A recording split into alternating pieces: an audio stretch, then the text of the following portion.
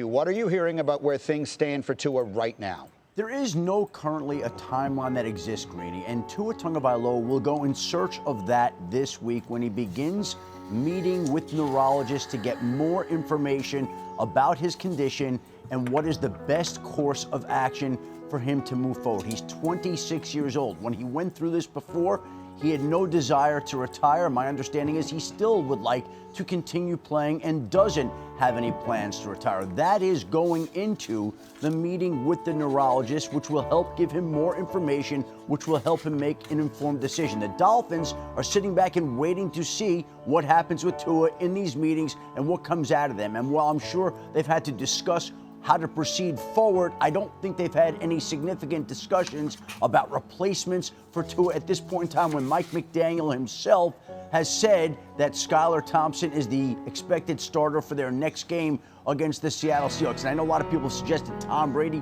bringing him out of retirement. That's not going to happen with Tom Brady going to Miami. All right, now, Jeff, for those who don't know, you make your home right there in Fort Lauderdale, so you're around this team as much as anybody, and you were there on Thursday night. What can you add?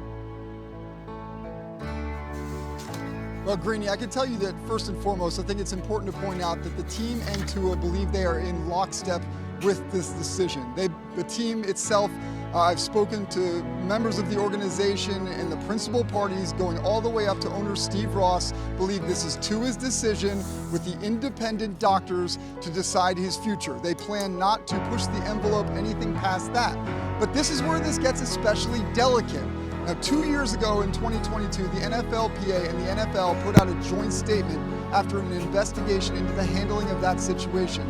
And they did say that in the week following what was never declared an official concussion, Tua never reported any symptoms, never told doctors that he had any issues whatsoever, and that's the reason that he was cleared to play.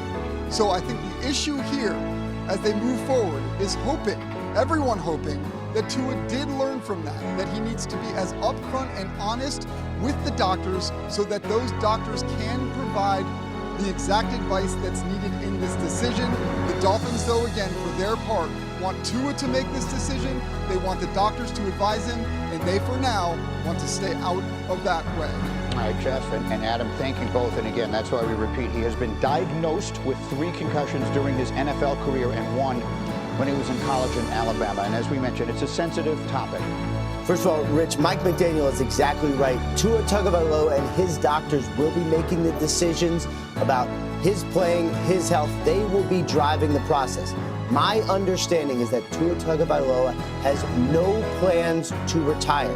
No plans to retire. In fact, his eyes are already on returning to the football field. As far as when that goes, we simply do not know. Every concussion is different. The way every player responds to a concussion is different. He will be healthy enough to play when he is healthy enough to play and when he and his doctors decide that. That said, he has already begun the process of seeing concussion specialists, as he did in 2022. Wouldn't be surprised if he saw these same doctors. The goal is to get on the field when he is ready.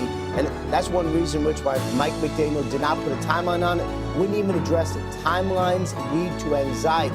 As far as the football goes, wouldn't be surprised if he misses multiple games. As Mike McDaniel said, Skylar Thompson, the starting quarterback going forward. The uncomfortable reality, Rich, of covering the NFL is there's about a dozen concussions a week. Was the total last season here. There are players in the NFL that have had more concussions than Tua Tagovailoa. We don't sit here and talk about the fact that Denzel Ward has had 5 diagnosed concussions and continues to play. He's not a quarterback. And unlike Tua, he didn't have 2 of the scariest looking concussions both occur on national TV. Well, for what it's worth, the way the media has portrayed the situation has been completely different to the first time. They're saying it's on the hands of Tua, it's his decision, let's wait and see, let's not rush it. It'd be much respectful of people. Of course, there have been some who already called him to retire, but that's bound to be expected. So today, Tua was put on the injured list, so that means that the earliest he can come back to play is the game against the Cardinals. I'm going to go back first to Steve and then Tiffany. Steve, at the end of the day, it's like I said, when we really all leave this planet, when we all live life, all you have is those you love and those who love you. So Tua has to do some searching for his family. He has to their kids. He always said that what he wants the most is for his son to see him play, but he's old enough to remember seeing that play. So it's a really complicated story. But what are your thoughts on Tua? Of course, it's his decision. We're going to respect whatever he chooses, but he already said that he plans to return to the Dolphins as soon as possible. What are your thoughts on the whole matter, Steve? Well, I mean, the first thing that I thought of with this is this year any different than last year? Yeah, he learned jiu-jitsu, he gained weight, he lost the weight, whatever. Frankly, I think the only difference is last year he didn't get put in any positions where he consciously put his shoulder down and barreled into people. Matt said that earlier. Last year, yes. he slid. Last year, he rolled away from the contact. For some reason, and it was I think J.J. Watt was the one who said it, and he pointed it out, the hypocrisy of these types of things, because if Tua slides and the refs mark him down, and whether it gets challenged or not, and the ref just makes the best case judgment that can't be overturned, and he falls short on fourth down, then 75% of the people out there are going to absolutely lambaste him for not being tough enough to be able to take a hit. He lowers his shoulder and knocks himself out and is out now for an extended period of time, exposing potential, other concerns that we've had in the back of our minds for this long time. And 75% of the people, because 50% of them are all jerks anyway, and 25% of them can't make up their minds and just follow the masses, whichever way the pendulum swings, they're going to criticize him for putting his shoulder down. It's a lose-lose situation. My wife said this because, there isn't a yellow line on the field for them to say, hey, Tua, make it to this point and you're fine. I believe that if he had known where that was in the heat of that moment, he jukes just a little bit, slides, rolls, whatever he has to do, and he goes on to score a touchdown there. We just don't know. But we all know what Tua means to us. We know the impact that he's had on this, on what we have here. I wanted to look at it because the bottom line for me is if Tua makes a decision that is of his own accord, nobody else, for him, his family, his longevity, his legacy of what he defines that he wants that to be, then just let that be. If we're looking at this from a he defines his own qualitative and quantitative of what is enough for him in his life to say that's enough, or the risks of saying, gosh, if I do this any much more, I'm going to put another set of qualitative and quantitative part of my life with my family and my longevity at risk here. Overthecap.com says that he has already made over $70 million in his career with I don't know how many more guarantees he's still yet to make. Yeah, he pays taxes, pays his agent, everything else, but none of this factors in that, sponsorships, anything else. Let's just say he's made $70 million net in his career. He is still better than 99.97% of the American population in terms of net earnings. He is ultra net worth by those standards. He doesn't need to make anything more here. Again, he's the person that's going to have to define his legacy and what he wants. I just, as a fan of the Dolphins and really truly of a fan of who Tua is to the community, to the people, to a fan base, I just hope for him it's the best decision that can guarantee him the quality of life that he really truly is going to want and need. It's his choice. Absolutely. How about you, Tiffany? What are your thoughts on the whole matter? Of course, it's his life. He makes the decisions, but it's sort of when you have kids and you're a young mother, you have a 2.5-year-old baby. So you only probably you want to play, but you also have to think about your family. What are your thoughts on the whole matter? Yeah, so I'm gonna try and keep it PG because I feel really passionately about this. Please go ahead. But so here's the thing. I'm gonna give what I know is sometimes a logically flawed argument because it's from my perspective. But I went to the University of Alabama for undergrad. I had the pleasure of watching Tua play in undergrad, but going to a school like that meant that I was close friends with a lot of athletes, some of who are now in the league, some of who were injured. And something that people don't consider, I think, is that quality of life that Steve was talking about, for a lot of these athletes, it's playing football. There is no life without football. And while family is important, and while generational wealth is important, there are just athletes like Tua who sometimes football without it, if you were to go out like that, if that were the last play you ever made in the thing that defined your life for so many years, that would take something out of you, right? And so part of me, the mother of like a baby boy in me says, Chua, I want you to place the a value to the invaluable, and that's being with your family for as long as you can. But the sensible part of me knows that sometimes you can't tell people that. And I think about, like, I have a career that I worked really hard to get to, that I made a lot of sacrifices for. And if someday that was just taken away from me, I would lose a significant part of who I am. And so I sympathize with that part of Tua that doesn't want to give that up. And I know people are so judgmental about it. And there are people who say he needs to think about his family and think about generational wealth. But I mean, it's easy to say that when you're not in it. And it's easy to say don't put so much value in your career when you haven't invested so much in it, when it literally has not defined you for so long. And also keep in mind something to note. Tua and his family draw a lot of pride from his career. So it's not just a part of who he is, it's a part of his community and his family. So it matters to him, and it's not going to be an easy decision to give that up.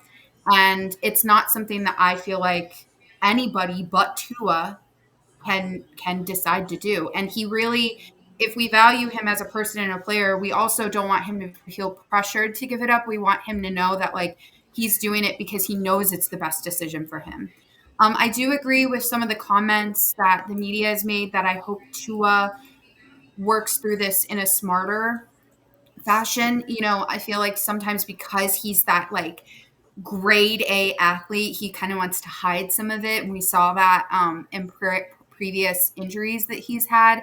When he was at Alabama, I think he played too soon after his big hip injury that, kept him out. And so he's kind of a little notorious for doing that. And I hope he doesn't rush this, and I hope he heals, because that's what I think is best for him as a human and the longevity of his career as a player.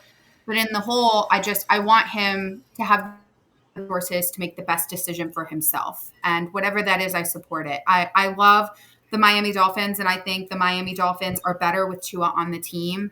But he matters more as an individual. So whatever puts him in the best position is what I ride with. Absolutely. What are your thoughts, Jason?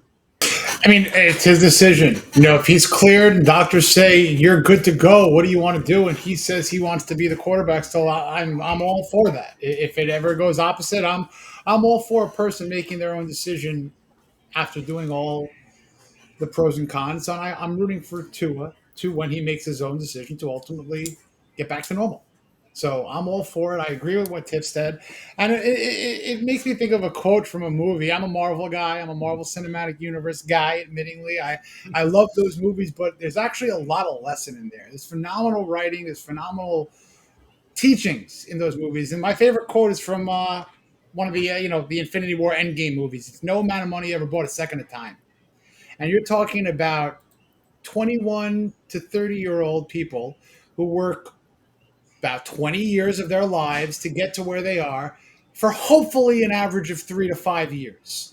And some players play 3 to 5 weeks. And you're asking, as Tiff said, you're asking people's lives to just change and tell them to be something you're not quicker than they would have ever thought. And I can't fathom that, because here we are as human beings who aren't, all of us on this show and many, many watching. Thankfully, we're not relying on our physical attributes in nature to make a living. That's not our decision, that we were even God-given that gift in some cases. So for these one percenters, these athletes, these gladiators, no one could tell them how to live their life except them and their families. So make the decision. I'm all for it. Absolutely. Before I say something, I want to go to Matt. Matt, what are your thoughts on what's next for Tua and the whole situation?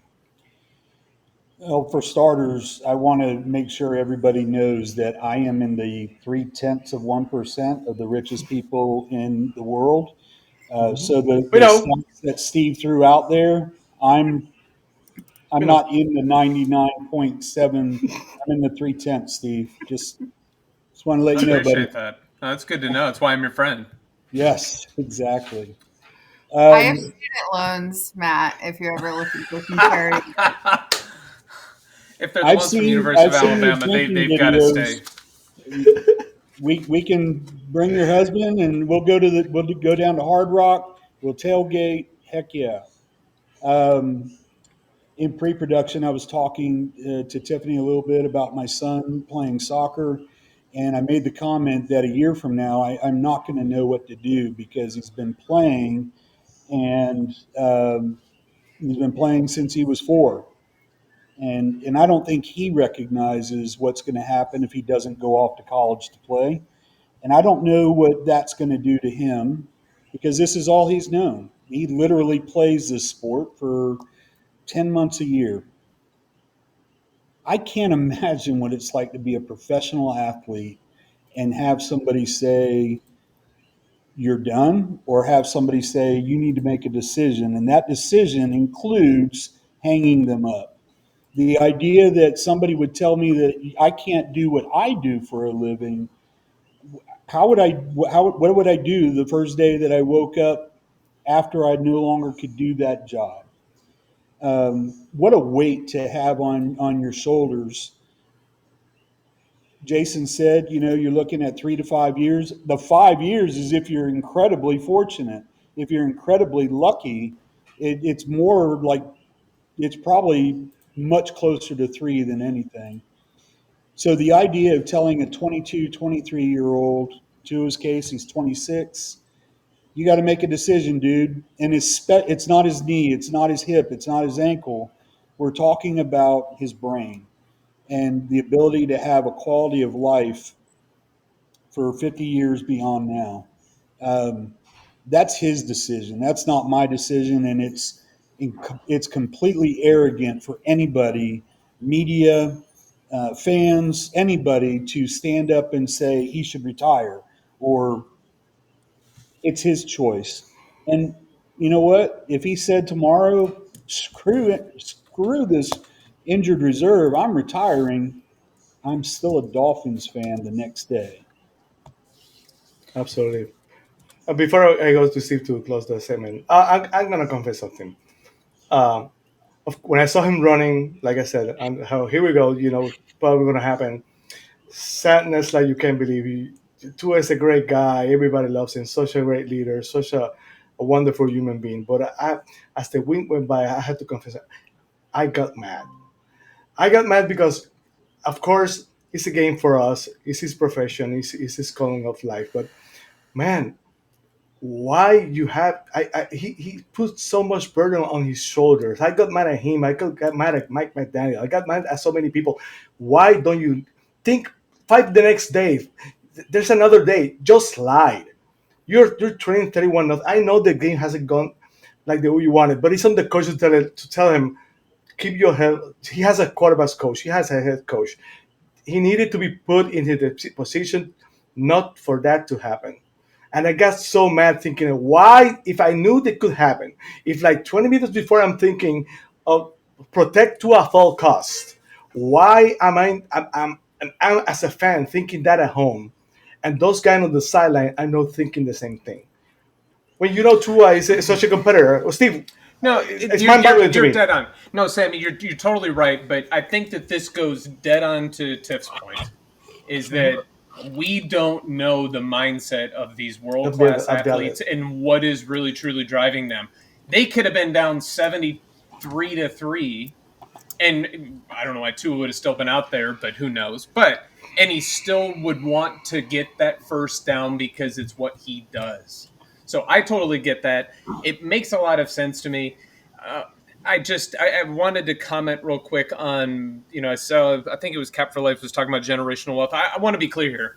There's a delineation between what I'm talking about in terms of generational wealth and what the people, the fans, what we dump into this out of our pockets and our hard-earned money year after year. Tiff, season ticket holder, can't even imagine. I was in the past before they did the price increases. But there's a difference here. I'm going to have to sell an organ on the black market next year, I'm sure. Exactly. So, I'm not talking about the fans and everything. I'm talking about if that was his driving motivator, is to make more money and secure his kids up for that. He doesn't need that. But I tend to lean on the side of what Tiff is saying here, that that's his life. That's what he's going to do, and without it, and somebody else had said it, the way he was raised, it is his life. It is his legacy. You don't know what is going through their minds. But, Sammy, I really do think that it wouldn't have mattered. He was going to lower his shoulder, which it brings him back to where he was 2 years ago when he spent all last year and even a couple the games leading up to that point this year, the first game and then the first 2.5 quarters, he was sliding.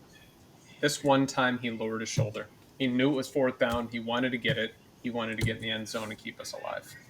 So Absolutely. Tiffany, before we go to the next subject, any last thoughts?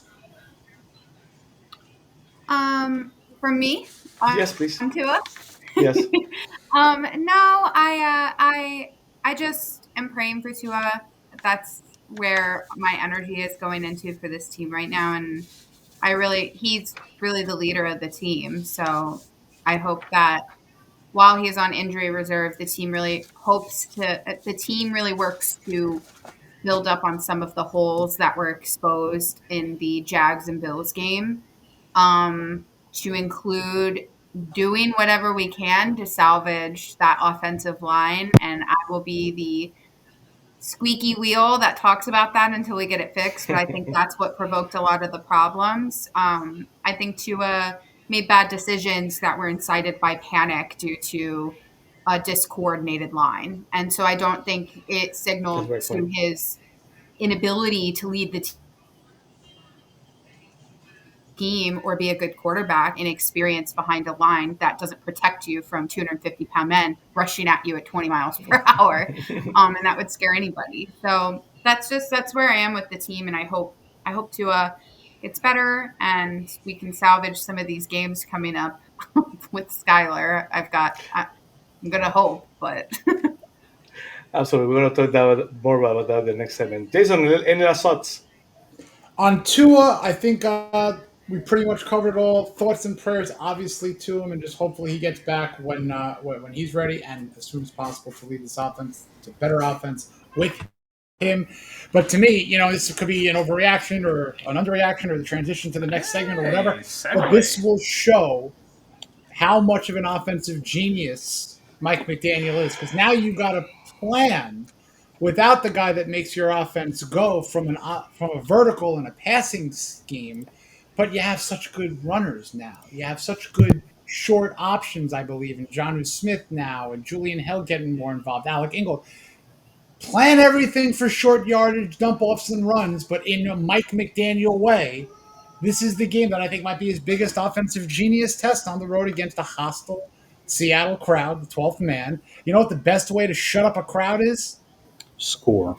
Running on 3rd and 1, picking up another first down, keeping their defense on the field exhausted, not having audibilizing offensive calls, not having to shout out, drown out the noise, just run. And I hope they run the ball 30 times.